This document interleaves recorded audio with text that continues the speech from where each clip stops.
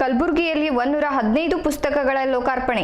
ಕಲಬುರಗಿಯಲ್ಲಿ ಶ್ರೀ ಸಿದ್ಧಲಿಂಗೇಶ್ವರ ಪ್ರಕಾಶನ ಹಮ್ಮಿಕೊಂಡ ಕಾರ್ಯಕ್ರಮದಲ್ಲಿ ಸಚಿವ ಡಾಕ್ಟರ್ ಸಿಎನ್ ಅಶ್ವಥ್ ನಾರಾಯಣ್ 115 ಪುಸ್ತಕಗಳ ಲೋಕಾರ್ಪಣೆ ಮಾಡಿ, ಕಲ್ಯಾಣ ಕರ್ನಾಟಕ ಮುಂದೆ ಸಾಗಬೇಕು, ಆರ್ಥಿಕವಾಗಿ ಮುಂದೆ ಬರಬೇಕಾದರೆ ಗುಣಮಟ್ಟದ ಶಿಕ್ಷಣ ಮತ್ತು ಕೌಶಲ್ಯ ಮೂಲಕವೇ ಸಾಧ್ಯವಾಗುತ್ತದೆ. ಎನ್ಇಪಿ ಜಾರಿ ಬಂದ ನಂತರ ರಾಜ್ಯದಲ್ಲಿಯೇ ಪಠ್ಯಪುಸ್ತಕ ಮುದ್ರಣ ಮಾಡಿದ ಮೊದಲ ವಿಶ್ವವಿದ್ಯಾಲಯ ಗುಲ್ಬರ್ಗಾ ವಿಶ್ವವಿದ್ಯಾಲಯ ಎಂದು ಹೇಳಿದರು. ಈ ಸಂದರ್ಭದಲ್ಲಿ ಗದಗದ ಡಂಬಳ್ ತೋಂಟದಾರ್ಯ ಮಠದ ಸಿದ್ದರಾಮ ಸ್ವಾಮೀಜಿ, ದತ್ತಾತ್ರೇಯ ಪಾಟೀಲ್ ರೇವೂರ್, ಡಾಕ್ಟರ್ ಬಿಜಿ ಪಾಟೀಲ್, ಶಶಿಲ್ ನಮೋಶಿ, ಚಂದು ಪಾಟೀಲ್, ಬಸವರಾಜ್ ಕೋನೆ ಮತ್ತಿತರರು ಇದ್ದರು. ಈ ಸಂಸ್ಥೆಯ ಸಂಸ್ಥಾಪಕರಾದಂತಹ ಬಸವರಾಜ್ ಕೋನೆಯವರೇ ಏನು ನಮ್ಮ ಹರಿಪ್ರಕಾಶ್ ಕೋನೆ ಮನೆಯವರು ಹೇಳ್ತಿದ್ರು, 1700 ಲೇಖಕರನ್ನ ನಾ ಹೇಳಿದ ಪ್ರಕಾರ ಮಾಡ್ಲಿಕ್ಕೆ ಹೋಗ್ಬೇಡ್ರಿ. ಸೊ ಈ ಹಿನ್ನೆಲೆಯಲ್ಲಿ ಪುಸ್ತಕ ಪ್ರಕಾಶನ ಮಾಡುವ ಮೂಲಕ ಎದೆ ಬರೆಯಕ್ಕಾಗಿ ಲೇಖಕರನ್ನ ಅನೇಕ ಜಯಶಕ್ತಿ ಅವರನ್ನು ಹೇಳಿಕೊಂಡು ನನಗಿಂತ ಕಿರಿಯರ ಅನೇಕ ಲೇಖಕರನ್ನು ಕೂಡ ಅವರು ಈ ಭಾಗದಲ್ಲಿ ಬೆಳಕಿಗೆ ತರ್ತಾ ಇದ್ದಾರೆ. ಚರಿತ್ರೆ ಒಂದು ಗಮನಿಸಬೇಕು. ಗುಲ್ಬರ್ಗಾ ವಿಶ್ವವಿದ್ಯಾಲಯದ ಕುಲಪತಿಯಾದ ಹಾಮನಾಯಕರಿಗೆ ಸ್ಮರಿಸಲೇಬೇಕಾಗುತ್ತದೆ. ಇಲ್ಲಿ ಅವರು ಕುಲಪತಿಯಾಗಿ ಬಂದಾಗ ಕಲ್ಯಾಣ ಕರ್ನಾಟಕದ ಲೇಖಕರಿಗೆ ಪ್ರೋತ್ಸಾಹ ಜಗಿಲ್ಲ. ಅವರಿಗೆ ಪ್ರೋತ್ಸಾಹ ನೀಡಬೇಕು ಅನ್ನೋ ಕಾರಣಕ್ಕಾಗಿ ಗುಲ್ಬರ್ಗಾ ವಿಶ್ವವಿದ್ಯಾಲಯ 40% ತೆರಿಗೆ ಪ್ರಸಾರಕ ಪ್ರಾರಂಭ ಮಾಡಿದ್ರು. ಹಾಗೆ ಪ್ರಸಾರಕ ಪ್ರಾರಂಭ ಮಾಡುವ ಮೂಲಕ ಪ್ರಕಟಣೆಗೆ ನಾಂದಿ ಹಾಡಿದ್ರು.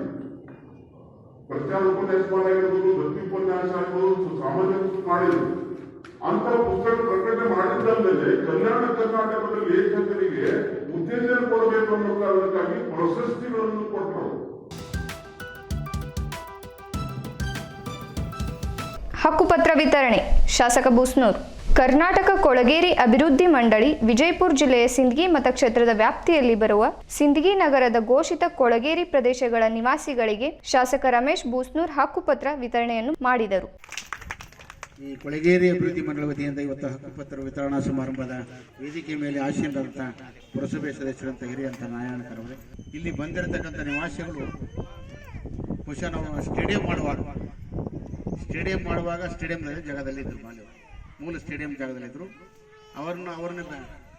ಅವರನ್ನ ಶಿಫ್ಟ್ ಮಾಡಿ ಅಂದ್ರೆ ಅಲ್ಲಿಂದ ಸ್ಥಳಾಂತರ ಮಾಡಿ ಬಹುಶಃ ಇಲ್ಲಿ ಈ ಕೊಳಗೇರಿ ಅಭಿವೃದ್ಧಿಯಿಂದ ಮಂಡಳಿಯಿಂದ ಕಟ್ಟಿದಂಥ ಮನೆಗಳಿಗೆ ಬಹುಶಃ ಇವರಿಗೆ ಆ ಸಮಯದಲ್ಲಿ ಹೇಳಿದ್ರು ನಮ್ಗೆ ಎಲ್ಲಿ ಹೋಗ್ಬೇಕು ಅಂದರೆ ಬಹುಶಃ ಕ್ರೀಡಾಂಗಣ ಅಷ್ಟೇ ಅವಶ್ಯದ, ನಿಮಗೂ ಅಷ್ಟೇ ಅಂತೇಳಿ ಇಲ್ಲಿ ಮನೆಗಳು ಕಟ್ಟಿ ಅಂತೇಳಿ ಇಲ್ಲಿ ಮನೆಗಳಿಗೆ ಸ್ಥಳಾಂತರ ಆಗುವಂಥದ್ದು ಸುಮಾರು 97 ಜನರಿಗೆ ಇವತ್ತು ನಿರ್ಣಯ ಮಾಡಿ ಇಲ್ಲಿ ಸ್ಥಳಾಂತರ ಮಾಡುವಂಥ ಕೆಲಸವನ್ನು ಮಾಡಿ.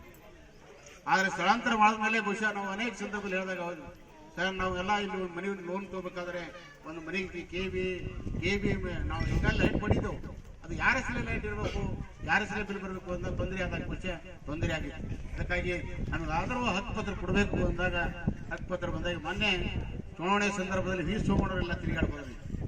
ವಿ ಸೋಮಣ್ಣರು ತಿರುಗಾಡಿ ಹೊಸೂರಲ್ಲಿ ಬೇಗನೆ ಹಕ್ಕುಪತ್ರ ವಿತರಣೆ ಆಗಬೇಕು ಅಂತ ಹೇಳಿ ಮೊನ್ನೆ ನಮ್ಮ ಬಿಜಾಪುರದಲ್ಲಿ ಸನ್ಮಾನ್ಯ ಮುಖ್ಯಮಂತ್ರಿಯವರು ಬಂದ ಮೇಲೆ ಬಹುಶಃ ಅವತ್ತಿನ ದಿನ ಕೇವಲ 16 ಜನರಿಗೆ ಕೊಟ್ಟಿದ್ದೆವು.